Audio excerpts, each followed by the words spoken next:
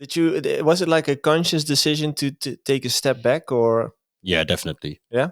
Yeah, and it's been it has been something that was on my mind during touring, because I've intensively, Rolf already said it, I've intensively toured with Hardwell, which meant that almost every weekend you were away. Mm-hmm. And then things in life happen, and you start to think about, hey, is this something that I really want? Is it something that I actually enjoy? And in the last few years, I noticed that I was enjoying the trips much less. Right. So from that point on, I started to figure, okay, what do I want to do next to get myself back on my feet? Because there's a lot of mental stress coming with touring, always having to perform, always everybody in the back of your neck, because you need to do something. Yeah. And I want to step away from that world a little bit, because creatively I started to struggle with, okay, but they want to hear this sound, but I really don't want to make that sound. And for me, that was one of the main reasons that I thought, okay, let's take a step back. Yeah, because like in the early days in your career, you, as you mentioned, you started touring with Hardwell and Danik, like the early Revealed guys, I would say. Did you do a lot of tours together? I did a lot of tours with Harbor together. I came across Danik quite a few times as well. Mm-hmm. But it's basically we're all from Breda, so it makes it quite easy. For everyone who doesn't know, Breda is like 50 kilometers wide or something. Like, yeah, it's not too big. So within a couple of minutes, you're. Did you say 50 kilometers? 15, yeah, I guess. Something like that. How far? 50 or 15? I think it's 20. 20. Okay, 20 kilometers. Oh, I thought 50. I thought, man, that's a massive city. Massive. That's like LA style. Anyway, you're like within reach super quickly with each other. Yeah, definitely. Yeah, because there's a lot of boys that came. Even like one of these guys who lived like 1 block away from where I grew up. I think everybody knows him as Rehab. He used to live really like around the corner. I used to play soccer with him when we were kids, just on the street. Yeah, it's insane. Breda harbors quite some talent, because everybody knows Honcho, Thijs Verwest, Tiesto, and then Fadil, you, Danik, Hardwell, of course, and there are a few more. W&W, one of these. Wacht from Breda. It must be all the bars there, maybe, because in a bar, I don't know if you started out in small bars DJing. Or not really? I did. Yeah. And I think that's where you really learn. No, Brooklyn.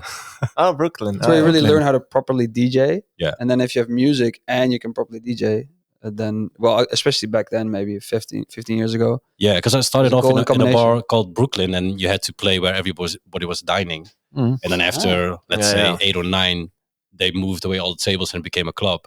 And then you had to continue till 2 or 3 in the morning. So you had to prepare a huge set.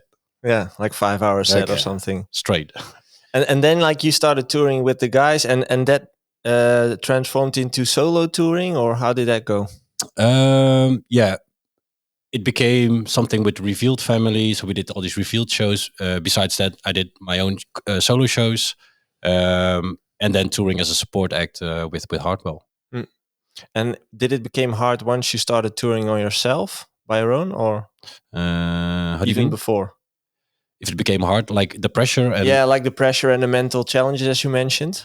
Yeah, to be honest, I loved it to go solo, because when you get to the hotel room, you're just by yourself. You don't have to think about different people. But as soon as different people, and you have to entertain them, or you have these appointments, and that guy wants to speak with you, you have to go out, and you only have 1 hour. Then it becomes stressful, because I'm trying to be laid back, and I just want to go to the show and mind my own. And then everybody wants to have something from you. You don't have to go out to dinner per se. You can just take a step back and relax for a moment. I can totally imagine if you're then with multiple, there's always somebody who's out for some entertainment. Yeah. Either go out, stay after the show. Sometimes it's just nice that when the show's done, there's always a lot of people that want something from you, but you'll probably be like, man, I just want to go to sleep. Yeah, watch my favorite series and then be done with it. Casting couch. Yeah, there's multiple. Yeah, watch my favorite OnlyFans star. Anyway, you toured a lot, and then after that, during that, you kind of figured out like this is not the lifestyle I want to maintain. There's especially when there's a lot of personal stuff that happened. Like I lost my brother and my dad, like in, let's say 1.5, 2 years. And then you start to figure about, hey, what is my time worth for myself? Because I didn't really pay attention to, let's say, him. or went to visit him while I was at the airport in Rotterdam. I could have easily gone 30 minutes by, but in the back of your mind, you just want to go home. And at that point, and especially when my dad became ill, and I knew that he only had like 2 years left, maximum, or it could be like in a few weeks. Mm-hmm. At that point, I was going to tour in the south of America, so I would be away for 4 weeks. And the doctor said, well, he might have 2.5 weeks, maximum of 2 years. So then it hit me like, whoa, time is it's not endless. Yeah. And when all these struggles mentally went by, and my dad died eventually, that was the moment that I really thought, okay, but this is becoming a little bit too stressful for me. So I need to figure out what to do. So for me, it helped me to talk to a professional. I've been doing that for 2 years straight, from I think 2017 till 2019. And in the first year, I figured, and she told me like, hey, maybe you need to change your life, because everything that you're doing now, even taking on shows for one day in Asia, which is, everybody knows it's a long flight, and then you're there one day and you immediately fly back. The only reason that you're doing that is because you're running away from everything back at home. And then at first point you go like, no, that's not true. I love these shows, blah, blah, blah. And so I'm just telling myself it's okay to go. But if you really think about it, I was running away for everything that happened, basically down in Breda. And so after that first year, I really started to notice that, hey, but maybe it is a good idea to just change a little bit of my life. And to settle back, just to become me again. Because it was sometimes difficult to look in the mirror and see that same guy, like we made Life is Calling back in 11, 12. Yeah, I guess. I was super happy to produce music. I enjoyed thinking about sound designing. But at the end, in 2018, I wasn't really enjoying that much anymore. And every time I looked in the mirror, I was asking myself, where's that dude that loved making music? And if that point hits you, then you really start to need to think, okay, what makes me happy right now? And eventually I can come back or not, if this just depends on. It's pretty intense journey, I would say. Super intense. Yeah. This is a grown-up story for once. Exactly. Yeah, I'm almost 40, so finally growing up. Almost 40. But life comes at you at some point. It's actually interesting to hear how you cope with it, and also being really honest about it. For one, with them, I'm not usually all ears, but now I am. Thank you. And it's also what's life for you now? What do you do? Or I work at an American corporate in sales. So because I love IT, so for me it was the next step to go into an IT company. Yeah. One thing that I wonder, because I get this question a lot as well, like, would you ever reconsider doing this again for a full-time job, as in going back all in? I would say. No, I wouldn't. No. Why not?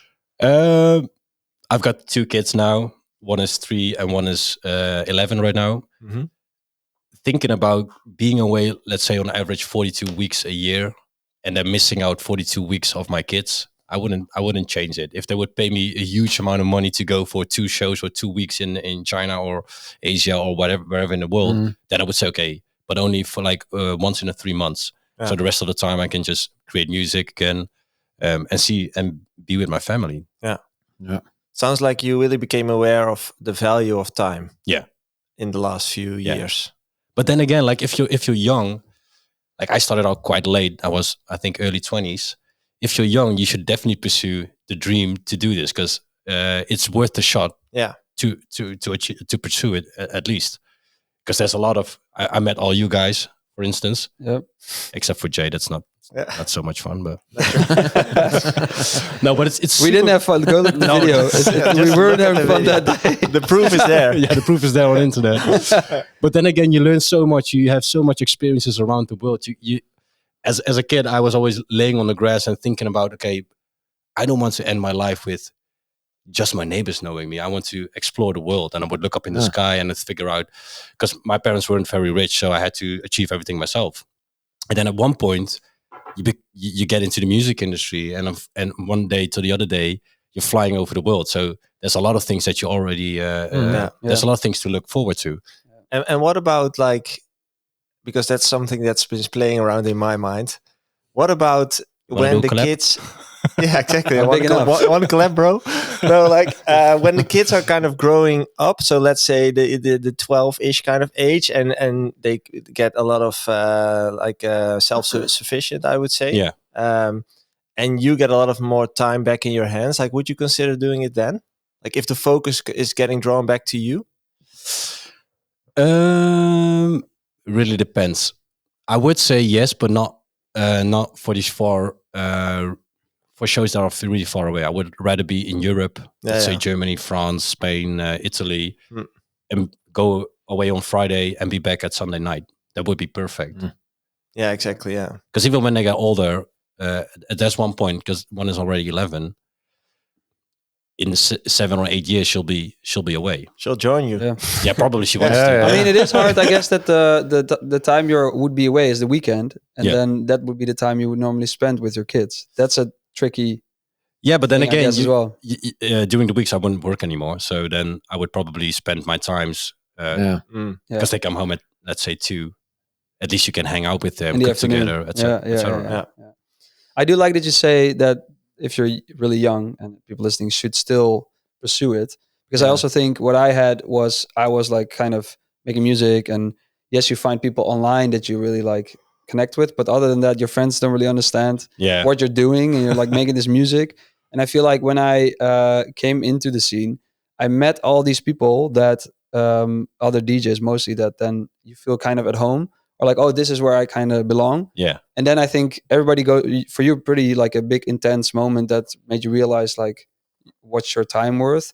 But I think in general, everybody will have that at a certain age. And for you, it was pretty like abrupt and intense. But yeah, definitely if you're young, and it's such a good thing to pursue.